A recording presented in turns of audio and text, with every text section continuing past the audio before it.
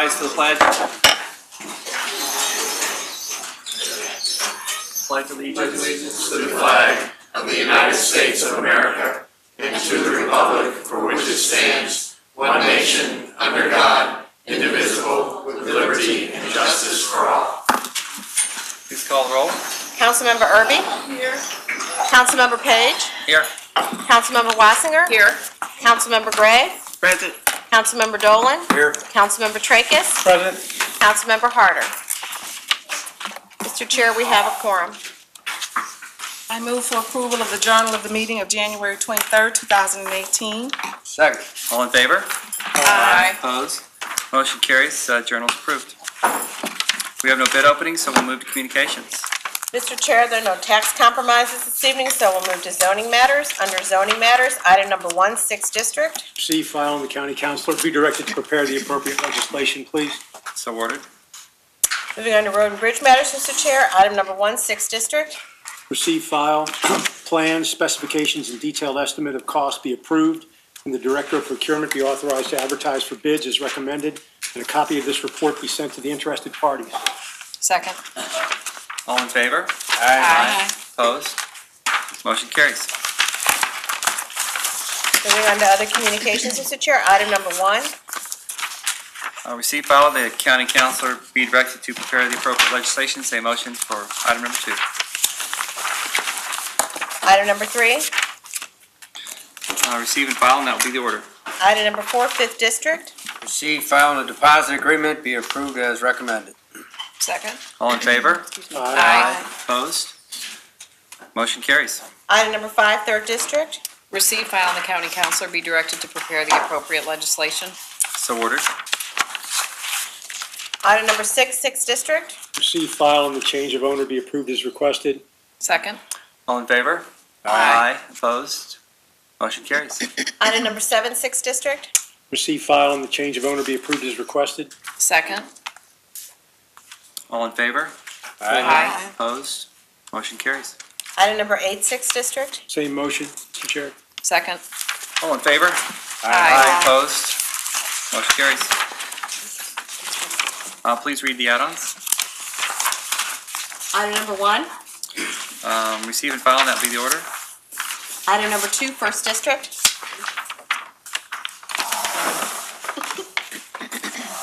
Receive, file, and the county council be directed to prepare the appropriate legislation. So ordered.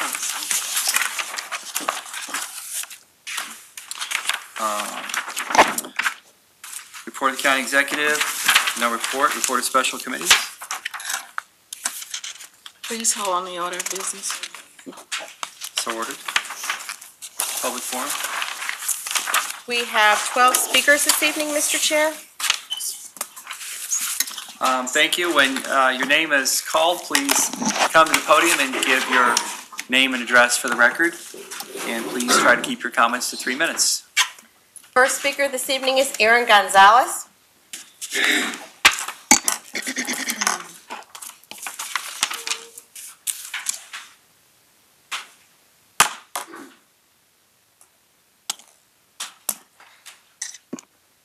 Hello, my name is Aaron Gonzalez, and I reside at 4046 Domenico Court in Bridgeton. And on February the 5th, I will be marking 11 years at Justice Services. I began working for DJS after the death of my daughter. I was struggling with my grief and trying to return to the world of the living. I wanted a career where I could help others, have a decent income, and provide medical insurance for my family. Having been a loyal employee of St. Louis County, I have ridden out the consistent wage freezes. However, this is one time I can no longer sit back and be patient. I feel that the DJS administration has been greedy, selfish, and misleading to the county taxpayers. I know that when I voted yes as a county taxpayer, homeowner, and law enforcement employee, I never expected that I would need to prove my worth for Prop P monies. However, here I am, barely above the federal poverty line for a family of 3 and eligible to apply for Medicaid assistance, not to mention the $445 plus or minus that I pay out every 2 weeks for those benefits. I am a uniformed essential staff member and wanted to ensure that you understand what that means at DJS. This is corrections officers, lieutenants, captains, bonding clerks, and lobby personnel.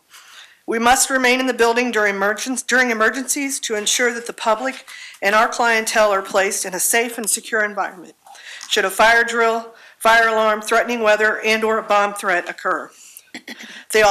We are also required to work weekends, holidays, and evenings. The reason that I mention this is to show you that the prior director, acting director, and other administrative personnel did not follow a reasonable method of distributing Prop P funds to all personnel. The lobby staff and bonding personnel were omitted from the pay increase that all other essential personnel received, which was a 16% base with 2% increments based upon years of service. During a recent meeting with the acting director, I was not given any reassurance that she was supportive, and I feel that there is a complete lack of respect for the amount of responsibility to the safety and security of the lobby, DJS staff, and/or the public that we provide. I personally feel slighted by the lack of concern for the low pay and high pressure, high demands of my position. There are many, many other facets to this position that I'm not going to mention in the interest of time. And I want to emphasize that not just these 14 staff members were overlooked. Case managers who deal with an onslaught of issues with the inmates, the requests and needs of their family members, and the amount of phone calls that they constantly receive. Office staff on the third floor are constantly called upon to handle the needs of our clients, the public, and other professionals. Administration does not feel like they deserve compensation for public safety, but I ask you how you can argue that point when staff that have little to no contact with the public and/or the inmates were included. Administration submitted and received a significant increase on their already large salaries and then did a pick and choose of who they wanted to receive an increase. The training manager, the bonding supervisor, and the accreditation manager were given an increase base of 10 with a 2% increase based on each 5 years of service, a total of 16% each. I feel that as a uniformed essential personnel member, I'm entitled to the same pay increase as my colleagues, which is 16% with an additional 2%. That would bring my base pay from $13.28 per hour to $15.94. The current amount of 3% gave me a 40-cent an hour increase. I would appreciate if you would reconsider the position of our Prop P alignment and adjust them accordingly. I thank you for your consideration. Thank you. Thank you. Next speaker is Garrett Mees.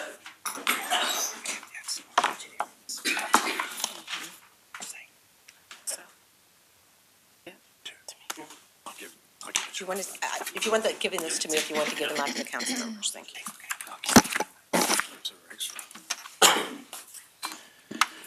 What I give you is the ordinances I'm going to be referencing here in just a minute. My name is Garrett Mees, and I'm the chairman of the Lee Neighborhood Association. I'm here to speak to the council about Simple Pleasures, a new business that was allowed to open in our community. I want you to understand that I'm not here to debate the morality of the business. I am, however, here to speak about the established ordinances that govern these things. I also serve on other governing boards and understand that if you have a policy that you do not enforce, it is as if you have no policy at all. Due to these positions, I'm also versed in legal terminology such as may, that is subject to situational interpretation, and shall, that is definitive and absolute regardless of opinion. A meeting was held on Friday, January 19th between the Lee Development Corporation, Lee Neighborhood Association, St. Louis County Police Department, Public Works, Superintendent of Hancock School District, 2 Lee residents, and a liaison representative of the County Executive Steve Stinger's office. It was determined at that meeting that even after this business failed to follow the proper process in the first place, and being reported by a concerned local business owner, this only stopped them for a time. And even though it should have, it did not raise the level of scrutiny that it should. As a result, we now have a vape and adult sex shop directly adjacent to school property, across the street from a county park, and within 300 feet of residential homes, all 3 of which violate county ordinance. I can say that affirmatively because of those legal terms I mentioned earlier. Let me explain. The county has already determined under Section 8201020 what sexually oriented material and sexually oriented businesses are. It's any business where more than 10% of their display space is used for sexually oriented materials, shall be presumed as an adult business. Therefore, section 1003.167 shall also apply. And that reads, any adult business shall not, there's that word, shall not be located within 1,000 feet of the property line of any church, school, library, or park, or not within 300 feet of any residential property. It goes on to say that any business where more than 25% of the retail value of merchandise offered for sale consists of adult-oriented items shall be presumed to be an adult business.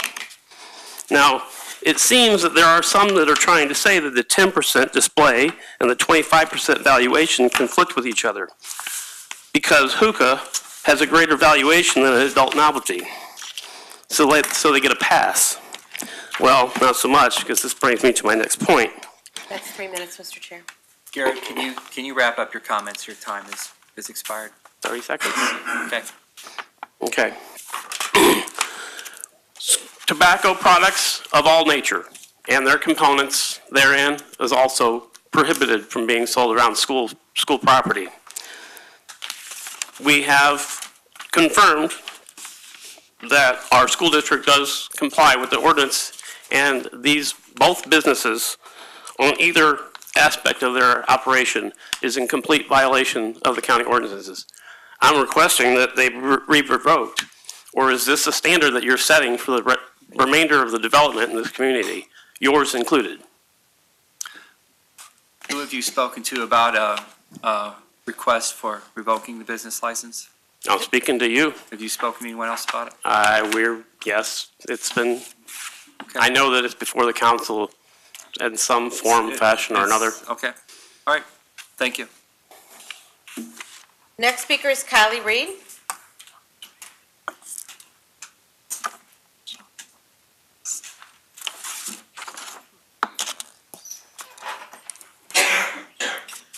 Good evening. My name is Kylie Reed, and I am a 14-year employee of the Department of Justice Services. I was a corrections officer from 2004 to 2008. I met my husband and have had 2 children while with St. Louis County. I have given my education, my dedication to the people and the projects of the Department of Justice Services. I am a corrections case manager.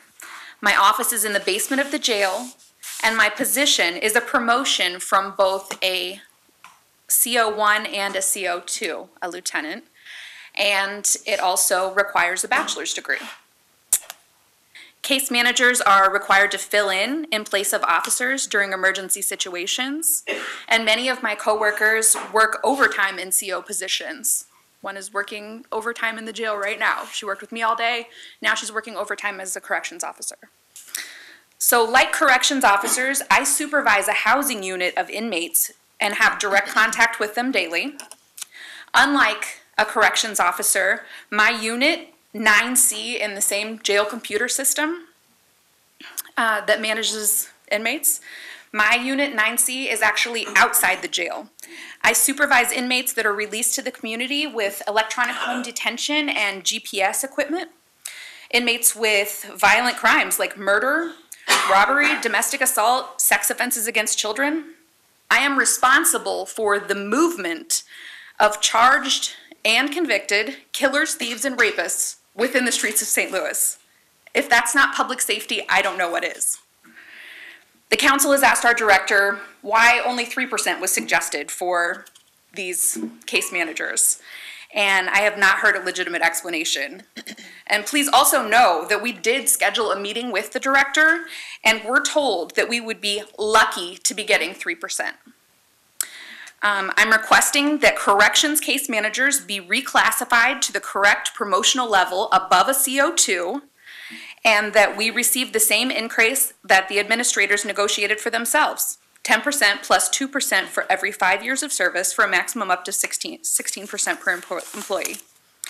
It seems that this was done very simply in a 1-paragraph letter from the former Director of Justice Services on November 17th, 2017, and was approved by the Civil Service Commission on December 18th, 2017, before it all came to you for budget. I I'm not understanding why this is now requiring Councilwoman Irby to write a bill. Why is this not being corrected by the Department of Justice Services, by St. Louis County personnel, by the Civil Service Commission? Why can't it be accomplished in the same manner that it was done before, in the same time frame? 1 month last year, boom, raises. We shouldn't have to come here That's 3 week minutes, Mr. after Chair. week to voice these grievances, but we do greatly appreciate the support of our council members in making sure that the right thing is done. Thank you. Thanks. Next speaker is Betty Barnes.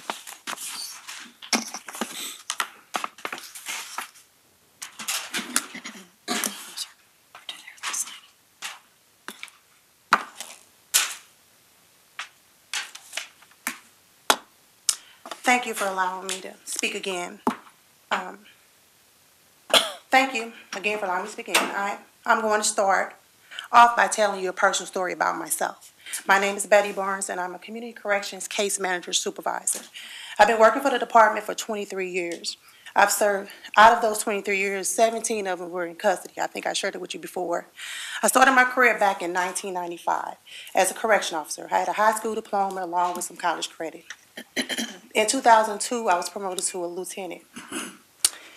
I decided 7 years ago I wanted to further my career. So at the age of 40, I got my bachelor's degree in human services. A year later, I was diagnosed with breast cancer. I was a case manager, I was a lieutenant on the 8th floor. The 8th floor as a whole.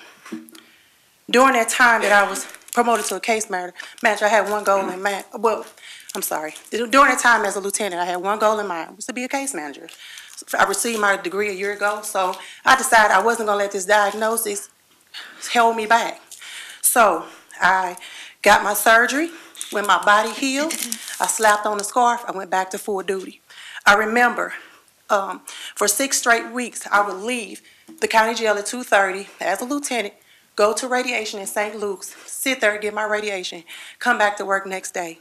Working full duty, no matter how tired I was, no matter how messed up I was, I worked because I wanted to be promoted. A year later, a case manager retired. I got an opportunity to be promoted to a case manager.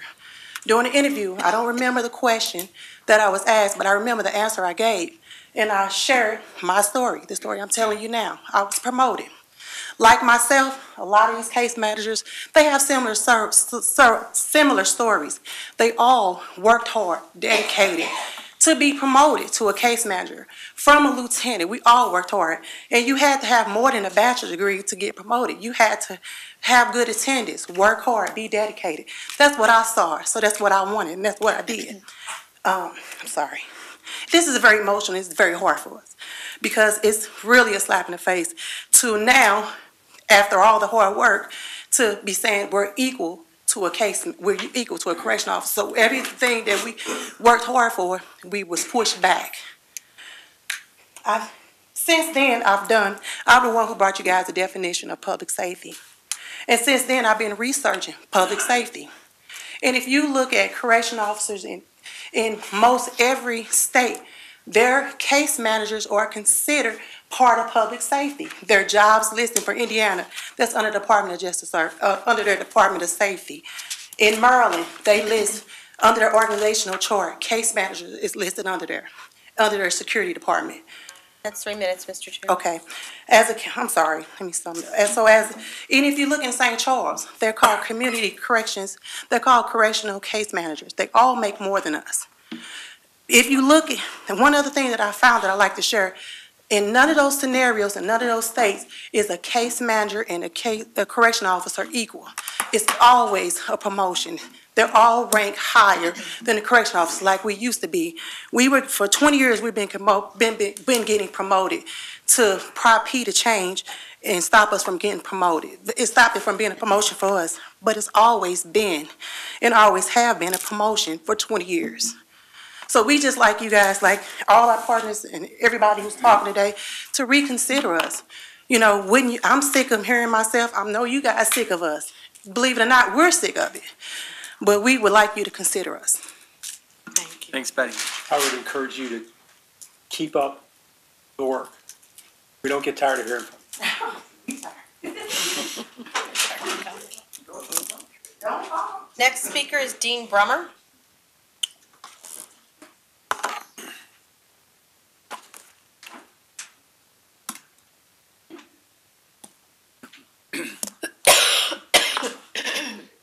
Good evening, council members. My name is Dean Bremer. I've been with the county for 25 years. I'm currently a supervisor in the Community Corrections Division of Justice Services. I supervise 10 case managers who supervise offenders on various programs in the community after being released from jail. My job and the job of my staff is essential to public safety due to the fact that we are directly supervising offenders who have been released from the jail but are court-ordered to be monitored as a condition of their release. We monitor those offenders in the community on house arrest, GPS tracking, and alcohol monitoring. Many of these offenders are charged with violent and dangerous felonies such as murder, robbery, domestic assault, and persistent DWI offenders, to name a few. We also monitor higher risk offenders in substance abuse and mental health treatment programs. My case managers arrange for offenders to be released from jail and placed in substance abuse programs for heroin and other opiate addiction that is currently plaguing our community. What is difficult to comprehend is that the former Director of Justice Services did not value these case managers who supervise dangerous offenders in the community any more than giving them and myself a mere 3% increase, while nearly everyone else in Justice Services was receiving at least a 16% salary increase. In addition, case managers in the prosecuting attorney's office were given a 9% increase, and they don't supervise any offenders in the community like the Justice Services case managers do. In addition, everyone except case managers and support staff received up to an additional 6% for years of service. What we'd like to know is, how did the former director decide that only corrections officers and administrative staff should be rewarded for their years of service, but case managers and support staff's years of service is not important enough to warrant that additional 6% increase? Nearly all the case managers that I supervise and myself were originally hired as corrections officers and promoted to our current positions after working years as a corrections officer. It seems as if we are now getting punished for working hard and being promoted. Thank you for your time. Thank you. Next speaker is Leanne Frisch.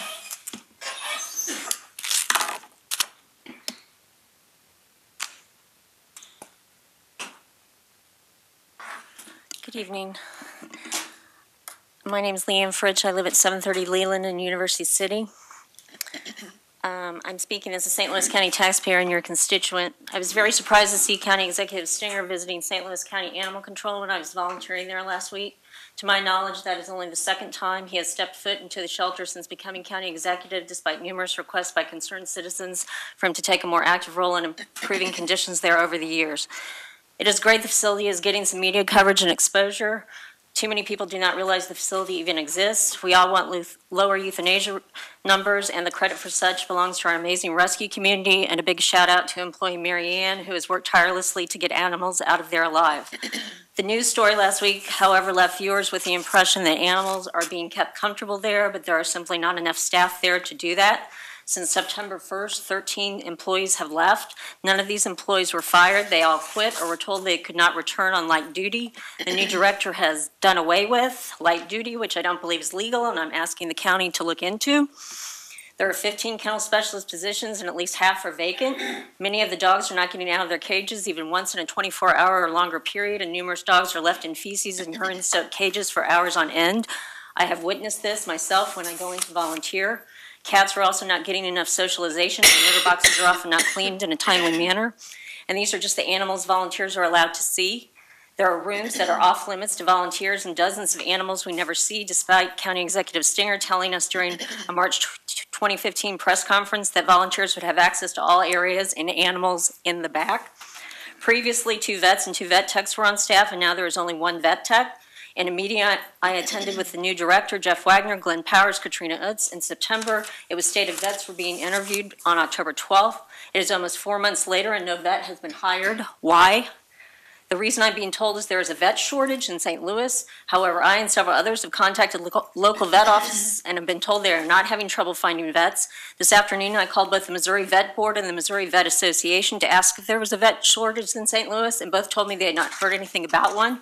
Why is St. Louis County claiming there's a vet shortage when there isn't one?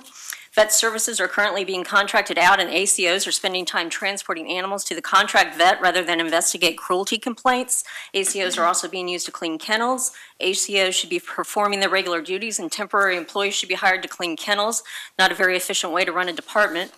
Additionally, all animals are not receiving timely vet care if there is no vet on staff, and they have to wait until the contracted vet comes in or someone can transport them out. If all these wonderful changes are happening at the facility, I would think people would be beating down the doors to work there. I just found out the office staff positions that are vacant are not going to be filled, and office employees have been told they are going to have to work 6 days a week. Paying people overtime rather than hiring needed staff doesn't seem like an efficient way to run a department. I'm asking the council to look into this matter and help shed some light on what is happening there.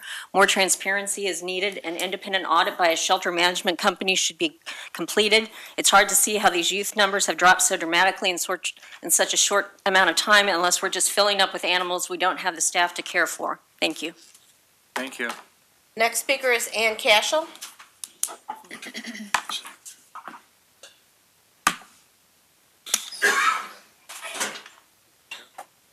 Good evening. My name is Ann Cashel. I live on Constance Court in St. Anne. I'm speaking tonight as a county resident and your constituent. I was going to address County Executive Stanger, but in his absence, I do appreciate that he was at the shelter and there was an awareness of the shelter because there hasn't been. However, it read much more like a campaign video than it did a PSA. And a PSA is drastically needed to really get people involved in what's going on in the shelter, get volunteers in there, and get more staff. In the story, County Executive Stanger said, animals leaving in a positive way. I want to ask if in a positive way means the animal that was adopted for free, that was being sold online for $200 shortly thereafter, while still being healing from neutering, that the person didn't want to take care of it anymore, was not returning it to the shelter, just decided to sell it online for $200. And yes, we do have screenshots, we do have proof of that. Director Mock states that they made a culture change from a culture of keeping them comfortable, and County Executive Stanger said we want to treat them humanely. I want to ask if anybody here thinks that keeping a dog confined to a 5x4 kennel with no toys, no walks, for 24 hours or more is either humane or comfortable for that dog. If the save rate's really 97%, I commend everybody on that. That's wonderful. And again, a huge shout out to our rescue groups here in the community. We have wonderful, wonderful rescue groups doing great things. Again, back to the story, dog beds. There's a dog shown in a really nice, large, comfy bed like you'd have in your own dog at home. Never seen one like that in the kennel. On the contrary, some dogs still have no beds, none. Concrete floor or whatever the floor is made of, no bed whatsoever. Cleanliness. In the story, it was pristine. I kept watching it and I watched it and I'm like, pristine.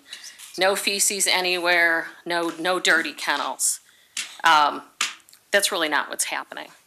There's feces all over. It could be lack of staff, it could be a lot of different reasons, but the fact of the matter is, the dogs are living in a lot of filth. Real quickly, because I'm running out of time, we've offered solutions. Hire temporary workers, hire volunteers on a temporary basis, utilize the outdoor dog runs that sit empty the majority of the day. A Colin Powell quote, "Leadership is solving problems. The day soldiers stop bringing you their problems is the day you have stopped leading them. They have either lost confidence that you can help or concluded you do not care. Either case is a failure of leadership. The animals have been failed for too many years. I ask each and every one of you to go visit the shelter on your own time, not with TV cameras, not announced, and form your own decisions. Thank you." Can I make a comment, Mr. Chairman? Yes. I went with my assistant Friday unannounced to the animal control, and I was given a tour of the entire facility, again, unannounced. Trust me, they didn't even know. Well, I understand they didn't know who I was, but they didn't, it was totally off guard. And there was one or two of the cages that had some feces, but that could have happened 10 minutes before we got there. I don't know. And as far as the management of things, I I believe I can still have a dialogue about that, but, I mean, to be perfectly honest with you, there was a couple people walking dogs, there was 2 or 3 people cleaning up the kennels and as we went through. The director herself was also doing that. Again, this was that one time, but it didn't seem that horrible condition. I'm not, a dog in a crate even bothers me, much less a kennel. I don't like that, but I didn't see that they were being, mismanaged at the time. But I will be happy to keep dialogue with the director to see if there's ways to get more people there or what have you. I'm sure anybody probably would, but I have to be honest, it was that day, Friday afternoon, around 1:30 or so, totally unannounced, it looked pretty clean to me. So, and I'm not an expert by any means, but there were people walking dogs and there was, and people working in the kennel. Thank you. Next speaker. Richard Camp.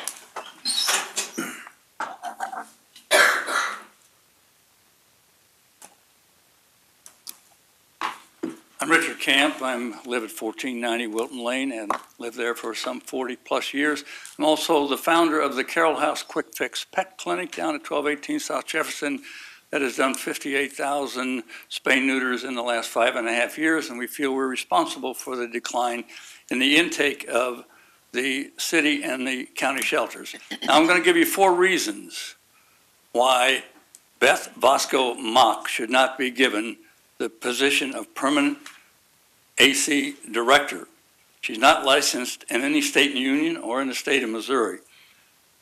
First, she set up the county executive for a media event using fabricated, bogus information, which I will show you in a moment. Secondly, the culture at the animal control is in desperate condition. Thirdly, she's breaking the law. And last, she's a racist. Now, quickly, the numbers from September, October, and November, which are available, they brought in 254 dogs on average per month. In December, they only brought in 197 dogs. That's 57 dogs fewer than the previous 3-month average. And they released 10 dogs fewer in December than they did on average for the previous 3 months. How does she do that? How does she get 57 fewer dogs in December, the coldest month of the year? The ACOs, the animal control officers, were told not to pick up dogs. 2 examples. Older dog in the yard, nobody appeared to be in the house. People were calling. It was below 0. The dog froze to death. Secondly, a girl attacked twice by a pit bull from across the street. They called. No ACO officer could come out. The ACO officer said he was not allowed, but he could write a $25 fine. So she jeopardized in the month of December your citizens and the pets of this community to match or meet this fabulous 97% save rate. The culture at the animal control is in desperate conditions. 46 jobs, 28 employees, no vets, 1 tech, 15 kennel jobs available, 7 people work in the kennels. If you do the math, the time that they have available in a week, divide by 200 dogs, that's 12 minutes a day per dog. No time for cats, no time for laundry. Why do you think she has to help clean the cages?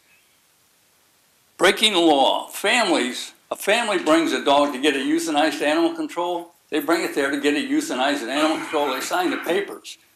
She's putting dogs on the adoption floor and shipping them out to rescues. That's breaking the law. Lastly, she's a racist. I'll give you the example. She hires 2 new people, 1 colored, 1 white. That's 3 minutes, Mr. Chair. The colored one is gone in the same week. Mock, then in a conversation with another employee, wants to know whether the white girl is going to work out. And Mock says, she's a cracker, a white girl like me. It's documented, it's in the, and it's headed up to HR. Thank you for your time. Thank you. Next speaker is Ellen Lawrence.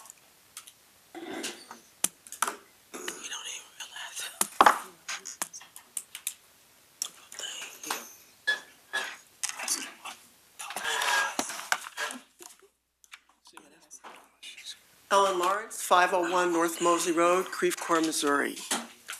County Council members, good evening. I'm Dr. Ellen Lawrence, and I currently serve as the chair of the St. Louis County Animal Care and Control Board. And it's in that capacity that I'm here to speak before you today.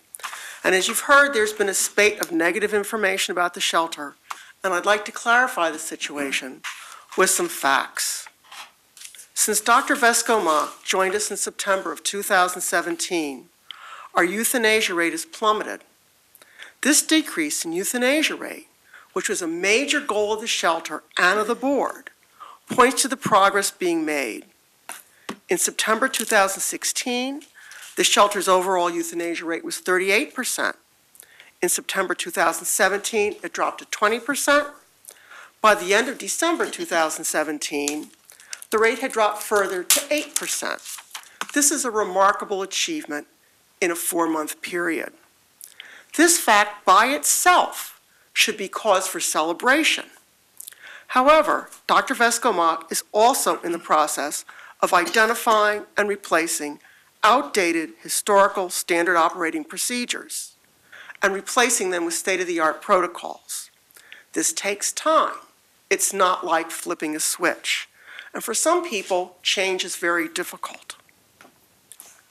Dr. Vesco-Mock is all about animal welfare and finding our furry friends good forever homes. To that end, she has initiated efforts to raise the profile of the shelter. This spans everything from installing better signage to programmatic changes. Since her arrival, she's reached out to other regional animal welfare organizations so that the shelter acts as part of a larger animal welfare network. She's all about saving companion animal lives and enhancing the lives of our county adopters, which enhances their lives. The board is excited about all the positive changes at the shelter, with more to come, and I hope you are as well. I would personally like to invite you to visit the facility and see for yourselves that it is a clean, welcoming environment for our furry friends and those county residents who wish to give them a forever home. Thank you for your attention. Thanks. Next speaker is Justin McCoy.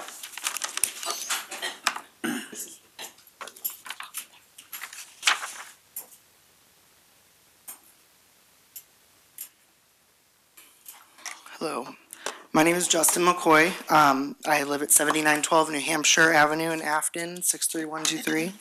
I'm here today to speak to you guys about the Tower T property that's owned by Tegna, and it's pending private sale with McBride Barra. My family's lived on the street east and facing Tower T for the past 6 years. We have some extreme concerns about the property's future.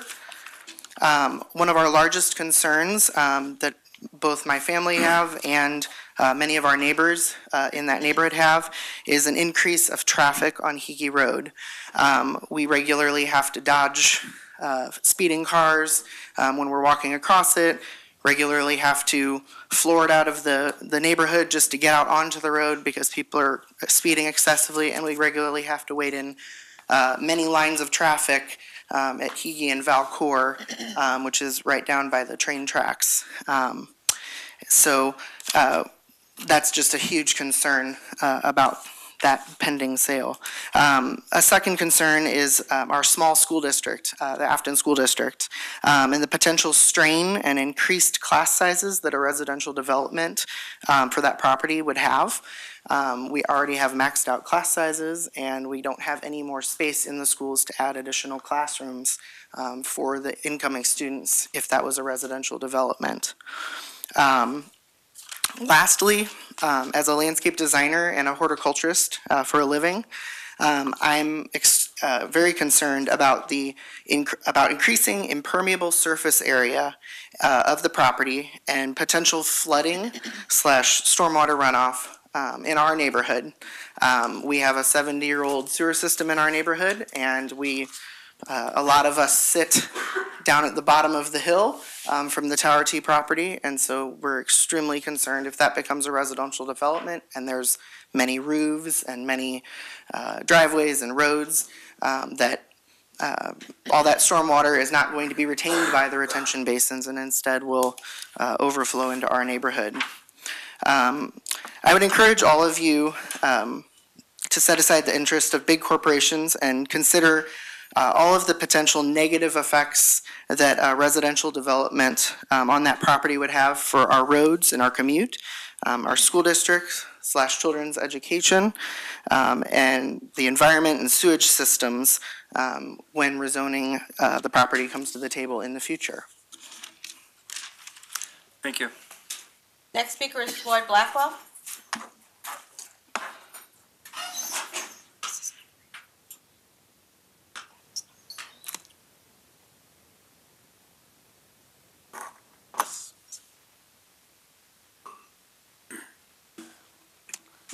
Good evening. I'm Floyd Blackwell, Alderman, Cool Valley, 145 Signal Hill, Cool Valley, Missouri.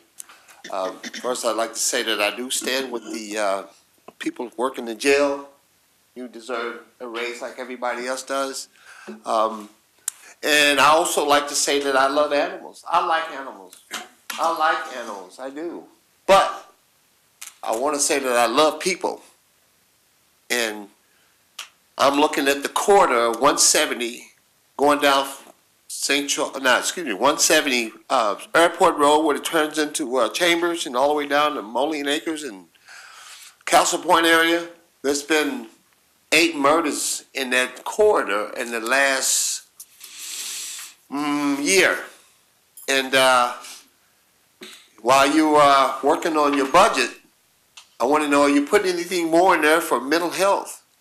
And there's a lot more gunfire, all right? There's a lot going on in the area. What I like to do is I like to see it, slowed down or stopped, all right? I know nothing's perfect, and I've been on this side of the diocese and on this side. I understand. It's not always easy, but it's doable, all right? You want to make something happen for one section? Why don't we make something happen for the other section? Let's stop some of this violent crime in our area. Let's slow down, all right? Let's address this opioid addiction that we hear so much about. It's not just a buzzword. Opioid addiction. Let's do something about this. Let's put a little bit more money in the budget to assist there. Let's put a little bit more money in the budget for mental illness, all right? So we can get a little bit more help for people who are struggling out here, all right? And lastly but not least, as I say again, how about a little bit more money in the budget to deal with some of these, the crime going down that corridor, all right? Just want to see it stopped. Just want to see it taken care of, want to see it slowed down. I mean, we talk all about loving animals. Well, I love people. I love people. I care about them as much as I care about any furry friends. It hurts me when I look at television and I see, we got 3 murders here, and they turn around after the commercial comes on about the poor puppies. Yeah, I care about the puppies. I care about them. I truly do. But I care about them 3 murders also. Okay? So, bear with me. I'll bear with you. I understand it's not always easy on both sides, okay? But we have a problem on our sides, and I'd like to see it addressed. Thank you so much. Thank you. Final speaker this evening is Karen Sander. Sanchez. Oh, I'm sorry, Sanchez.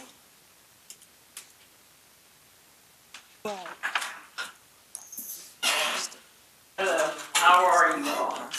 Oh. My name is Karen Sanchez. I live at 4986 Parker. I am a case manager in the Department of Justice Services. I have been employed for 31 years. I come to you today on behalf of the 55 Justice Service employees who are currently receiving a 3% addition to pay through the Prop P Fund.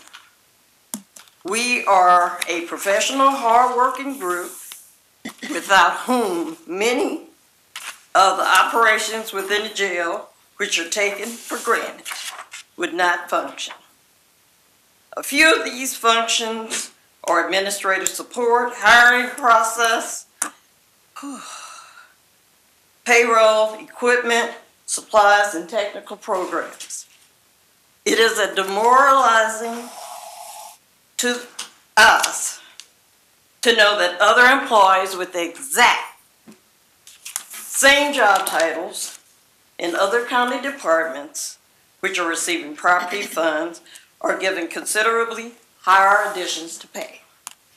Additionally, all programs whose outcomes have been applauded by administration or facilitated by justice service case managers who are receiving 3 additional to their pay. A case manager in the PA's office who does not work in the secure perimeter or meet with inmates receive a 9% additional pay. Other like positions in justice services are receiving 3% additional pay, or office managers, office service representatives, accounting and personnel specialists, and corrections information specialists, as well as others. The officers received a 16% raise with up to 6% additional for years of service, which was collectively bargained for them. The same matrix was used to figure the pay raises for the top 21 administrators.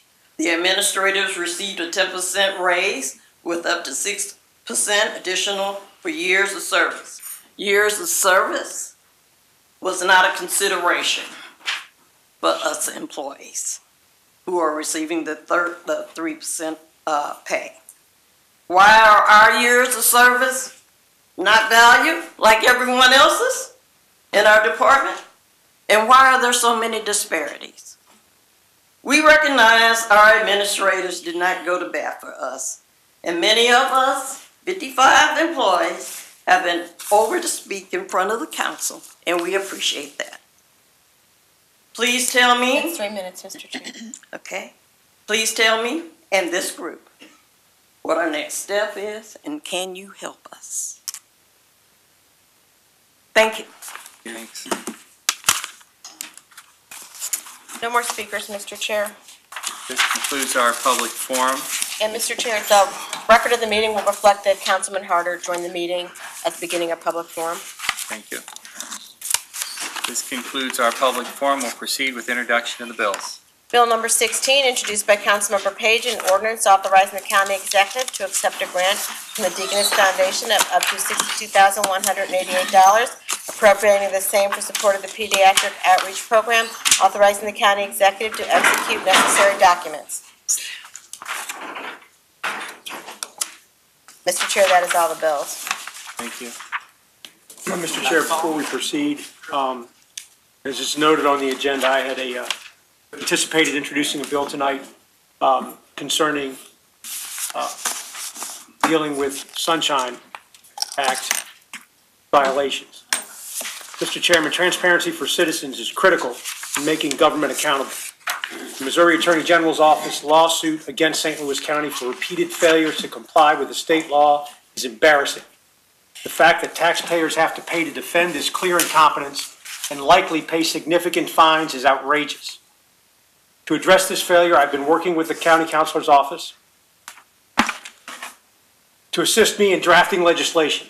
However, the County Counselor's Office has concerns that the charter does not permit the measures I seek to put in place. As a result, I am concerned that ineffective legislation will likely result in financial data, communications, and other operations being kept from the public, rather than ensuring the necessary transparency to the taxpayers. As such, as we go forward with the ultimate introduction of a bill, I anticipate and expect significant discussion and due diligence will take place.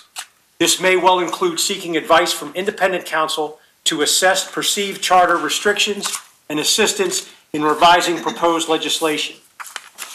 It is and will remain my goal that any bill that is finally passed by this body must require the administration to comply fully with state transparency laws and quit embarrassing the council and the people of this county. Thank you, Mr. Chair. Thank you.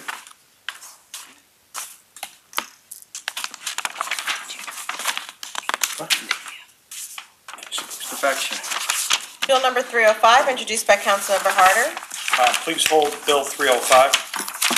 Bill 305 will be held. Bill number 307, introduced by Councilmember Harder. Please hold Bill 307. 307 will be held. Bill number 350, introduced by Councilmember Erby.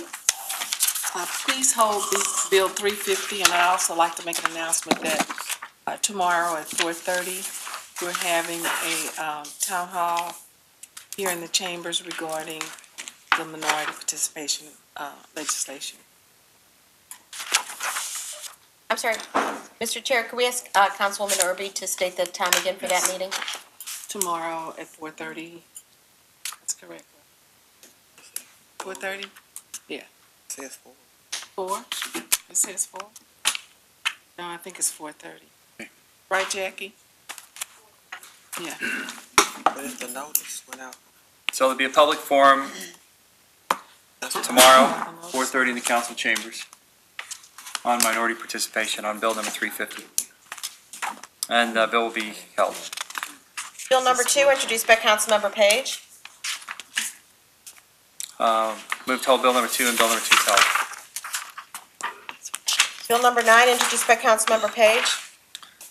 Move to hold bill number 9. Bill number 9 will be held and referred to Justice, Health and Welfare Committee for hearing next week.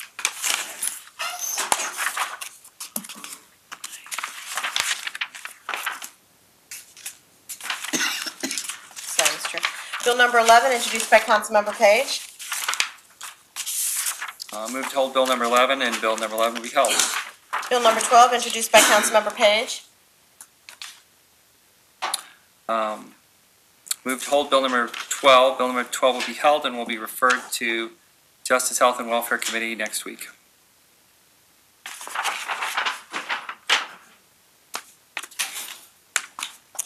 Bill number 13, introduced by Councilmember TRAKAS. A moment, please.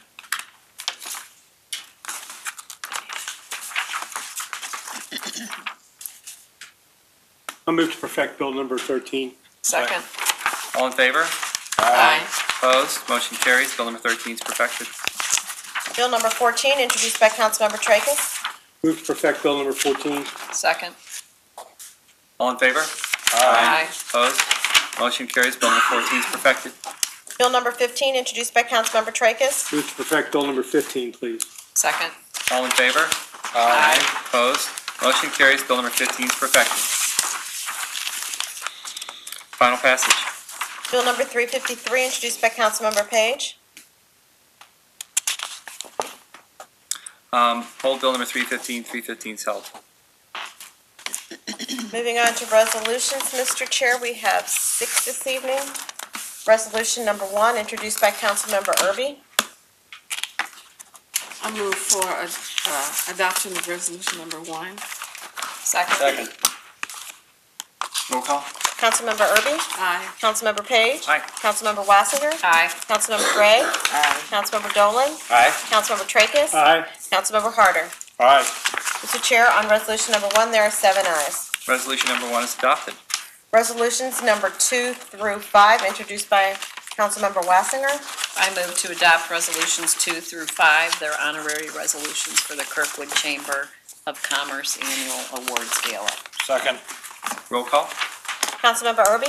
Aye. Councilmember Page? Aye. Councilmember Wassinger? Aye. Councilmember Gray? Aye. Councilmember Dolan? Aye. Councilmember Tracus? Aye. Councilmember Harder? Aye. Mr. Chair, on resolutions number 2 through 5, there are 7 ayes. Resolutions 2 through 5 are adopted.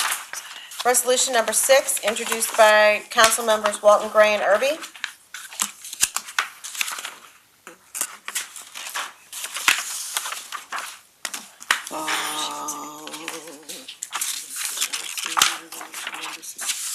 This is, I'm going to hold, actually, we presented this bill to your office, Mr. Crane. Yes. For corrections, several times. And it's, I don't know what's been going on with the corrections. So.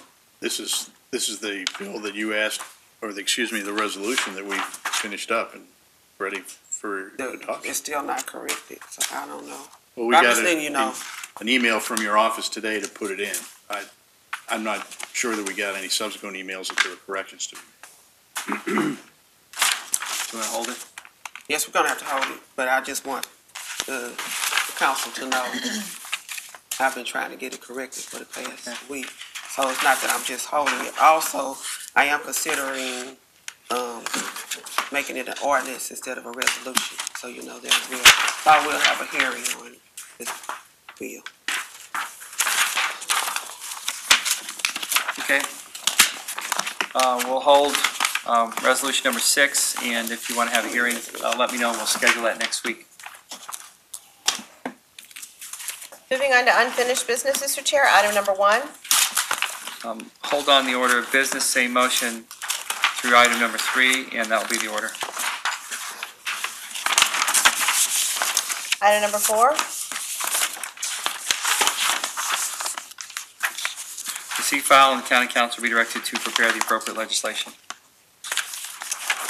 And moving on to new business, Mr. Chair, we have 2 prepared orders this evening. I move to adopt order number 1. Second. All in favor? Aye. Opposed? Order number 1 is adopted. And I move to hold order number 2. Order number 2 will be held. This order deals with the destruction of documents from several different departments. We understand that we're now in litigation regarding sunshine requests, and we need to have some further conversations about destruction of documents, and we'll be holding on those for a while until we have time to sit down with the Director of Administration and talk about this. Before we adjourn, Mr. Chair, I have a comment. Yes. In light of some of the things that were said regarding the budget and the Justice Center, I think it would be a good idea if we could go back to the drawing board with the budget. Is that possible? That we can, Well, I think from the comments we've heard, it certainly would be appropriate to have some hearings on some of the conversations that have been held to try and fix the disparities with distribution of the Proposition P funds. And I think that's, if the budget chair wants to have hearings, I think that would be appropriate. Yes, I consistently said that the director or directors need to present a budget to us. But we also need to hear, they need to hear from their employees as well. And I think a hearing will allow more time to hear from more people. Okay, then we'll work on that on the schedule. Any other comments from any I have one other Oh, comment. yes, sure. Oh, and in light of the conversation about the animal shelter, I think we need to look into that as well. Maybe have a hearing and have them come before us so we can look at what's going on over there. Okay. Any other comments? Mr. Chair, if I may just briefly, I agree with you. I think that the destruction of records in light of litigation from the Attorney General's office would be reckless. And I think as we go forward, we should hold all such legislation or proposals to destroy records until we have a clear understanding of exactly what's going on and what type of liabilities may yet be out there. On another matter, I'd ask Mr. Chair for a committee of the whole with respect to the issues raised by Mr. Meese tonight concerning the Simple Pleasures store in my district, so they can determine whether or not, in fact, a violation of ordinance has taken place and the rescinding or vacation of that occupancy permit is in order. Thank you. Mr. Crane, can you tell us what the process is to revoke a business license when there's complaints about its following the ordinance? I can give you a memorandum that gives sets forth the step-by-step operation, but I could not say off the top of my head exactly what it is. Yeah, thank you for doing that. We'd like to see a memorandum to discuss the proper way to react to this complaint, or the proper way to file a complaint. Yes, sir. Thank you. Any other comments from any other council members? Motion to adjourn. Second. All in favor? Aye. Opposed? Motion carries to adjourn. Thank you. Did we have to get a CUP or anything? No. Nothing? Never came before.